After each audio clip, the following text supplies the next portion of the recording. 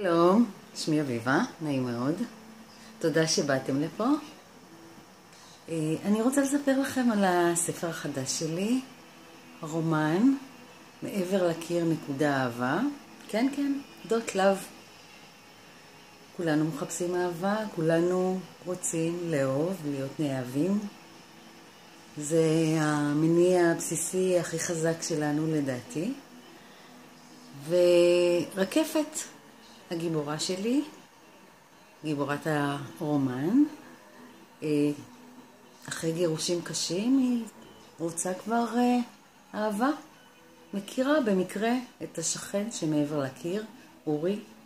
אורי מאוד שונה ממנה, נראה בהתחלה בן אדם הכי לא מתאים בעולם, ובכל זאת הם נפגשים, מתאהבים, ואחרי כל הנפתולים והמכשולים הם מוצאים אהבה, והם בעצם רוצים להקים משפחה. ואז רקפת מגלה שזה לא כל כך קל.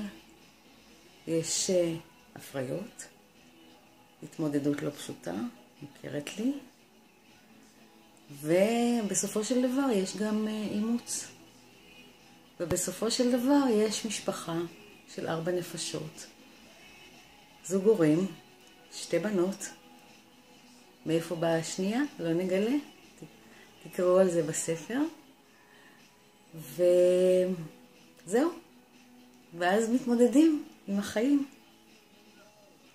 אז אני מקווה מאוד שתתמכו בי, תקנו את הספר שלי, תאהבו אותו, ושכולנו נמצא אהבה טובה. ביי.